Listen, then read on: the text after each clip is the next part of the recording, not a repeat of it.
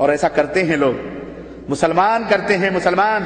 میرے پاس خبر آئی کرنول ڈسٹرکٹ کے اندر ایک بیچارہ تیلگو جاننے والا شیخ، تیلگو جاننے والا شخص، اس نے کہ کرسمس کے موقع پر ایک پوسٹر کیا ایک پمفلٹ لکھا، قرآن کی آیتیں لکھی کہ عیسیٰ جو تھے وہ آدم ہی کی طرح تھے، وہ بھی نبی ہیں، رسول ہیں، اللہ کے بندے ہیں، انسان ہیں، وہ اللہ نہیں ہو سکتے اور وہ ان کی پوجا نہیں کرنی چاہیے۔ کرسچنوں میں بانٹنے کے لیے اس نے ایک پمفلٹ لکھا۔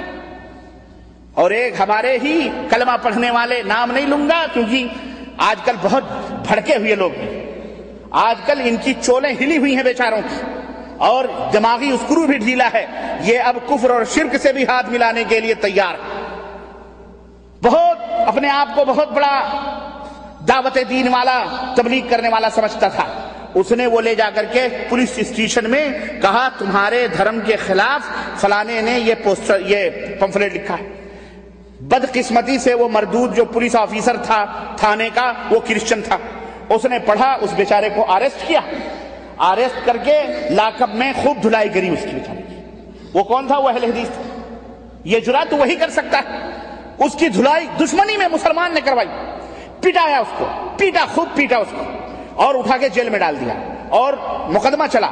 جب جج کے پاس معاملہ گیا تو جج نے اس سے پوچھا کہ بھائی تم نے یہ کام کیوں کیا، یہ کیا ہے؟ یہ کہا صاحب یہ ہمارا قرآن ہے، ہم نے قرآن کی آیتیں لکھ کر کے اور ہم نے اپنے دھرم کا پرچار کیا ہے، اپنے مذہب کو پھیلانے کے لیے بات کری ہے۔ تو کہا تو اس ملک کے اندر تو آزادی ہے ہر ایک آدمی کو اپنے دھرم کے بات کرنے کی، تم کو کیسے؟ بولے صاحب انہوں نے ہم کو مارا ہے، یہ کیا۔ پولیس جج نے، ہندو تھا وہ، اس نے فیصلہ دیا کہ اس کو ہرجانہ دیا جائے اور پولیس آفیسر کا تبادلہ کروایا جائے، اور جس نے اس کے خلاف اس پولیس آفیسر کو بھڑکایا ہے اس کو لایا جائے۔ اس کو لایا گیا، اسے بھی پٹوا کے اسے الٹا جو جیل میں ڈلوایا۔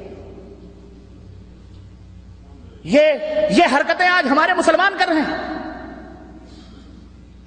مسلمان اپنے آپ کو بہت بڑا دنیا کا سب سے اصلاح کرنے والا کہلواتے ہیں، اللہ انہیں ہدایت عطا فرمائے۔ زمینوں پہ گھٹے پڑ گئے ان کے دین کی دعوت دیتے دیتے۔ یہ حالات ہیں ہندوستان کے اندر، ہر جگہ بکھرے ہوئے ہیں۔